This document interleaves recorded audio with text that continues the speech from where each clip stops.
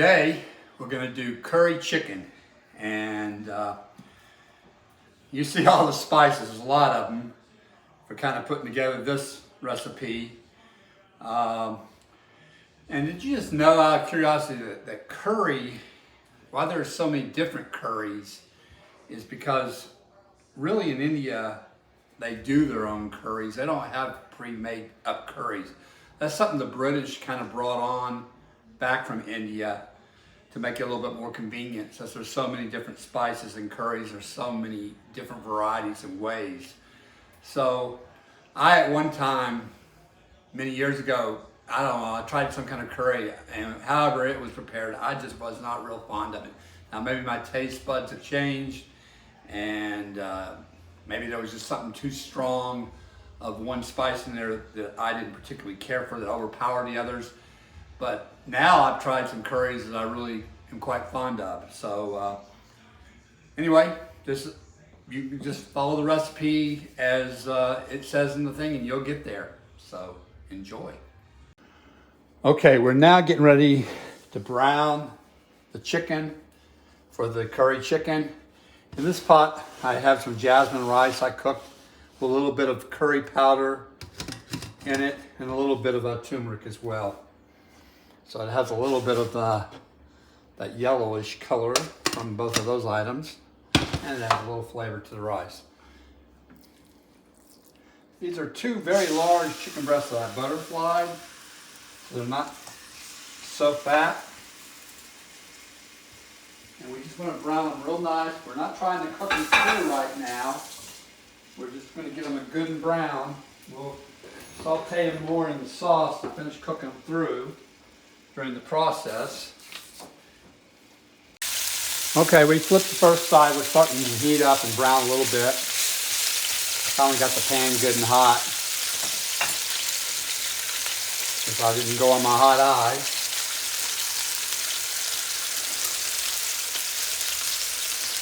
I mean, this one gets hot, but this one's bigger, so it has more power and gets hotter. More surface to heat up the pan. Plus I have an induction that even gets hotter, but I don't need to go that hot.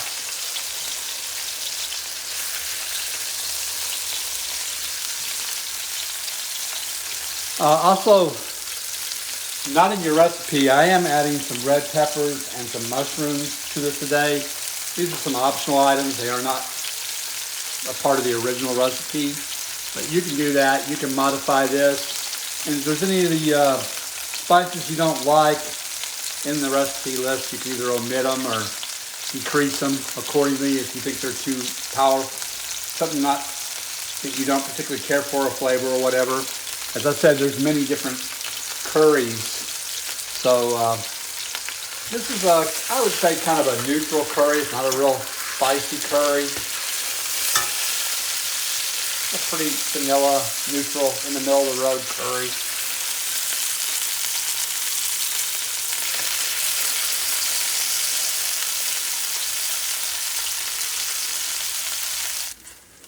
So now we're getting ready to do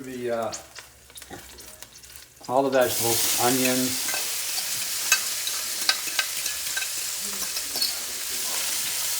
peppers, a few mushrooms I have, and I have just a half of a diced up jalapeno in here for a little heat. As I said, the curry's not real spicy. There's just a little bit of red pepper in it, very little. We need to saute these down now, and then we'll proceed with making the sauce. Okay, now we're getting ready to add in all the spice mixture with the curry. And instead of, the recipe calls for water, but I'm using a little bit of chicken stock just in place of that for a little more flavor.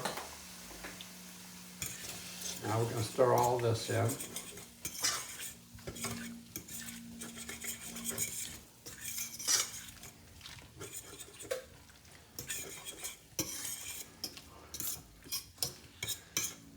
Lots of flavor here, a lot of smell. You can definitely smell the curry flavor of all these spices. Okay. Okay, now we're going to pour in a can of crushed tomatoes. I have a 28-ounce can. And I'm putting in here.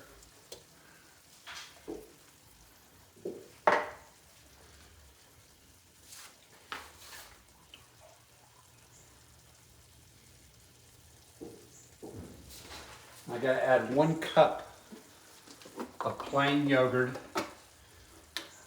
I'm using whole milk yogurt, Greek yogurt, preferably. I'm estimating the 1 cup here. I think I'm going to be pretty darn close.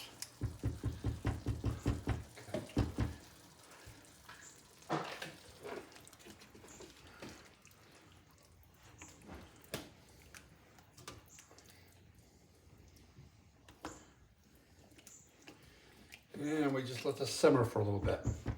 Okay, I've added the chicken back into the mixture. As you can see, kind of covered it with the sauce. And now it's just going to saute away. And we're just going to go until my thermopen shows an internal temperature of 165. Now, we're nowhere near that right now, but I just want to give you a ballpark. We're at like 124 there. 129 on this one. That happens sometimes. One might be a little hotter than the other one. One side of this pan may be a little hotter, but that's fine. We're close enough.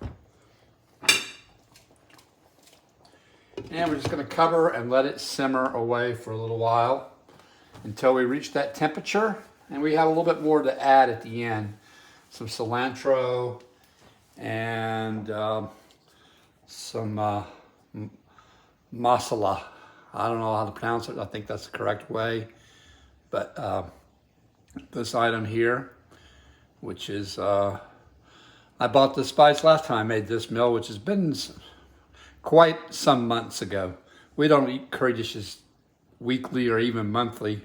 It's like a few times a year. But this is, actually, one of my sons said today, just out of the blue to me, that he liked this, and I had chicken. So I had most of the ingredients here. Okay, we've been simmering a little while. I just checked it. We're about 150 degrees, so we need about another 15 degrees to be in the safe zone. I like to hit about 165 for chicken breast. 160 to 165. I've never had any problem with 160 either. So we're getting close. Thighs, you need to go definitely 165, if not 170. But with white meat, I'm good in the 160 range anywhere. So be finished here soon. Okay, we're finished up here. We're at temperature, and I added some cilantro just a couple of minutes ago, and I went ahead and added the masala. So just about a couple teaspoons of that in here, a little extra flavor. I'm not really sure why you're supposed to put that spice in later. I guess you're just not supposed to cook it with the rest of the spices early. It's supposed to go in late and right at the end. Along with the cilantro. But it's really tasty. And I'll show you the serving up plate soon. Well, here's our finished product. Here is our curry chicken, served with a little bit of asparagus, a lime wedge. I have lemon wedges too, but I decided to go with lime. And I did put some lemon juice in it, as well as a little lime juice. And fresh cilantro on top, covered with the sauce over the rice, the jasmine rice. And it should be delicious. As a matter of fact, while I still have you on camera, I will do a little taste test and let you know how it tastes. Very flavorful and very tasty. Yay.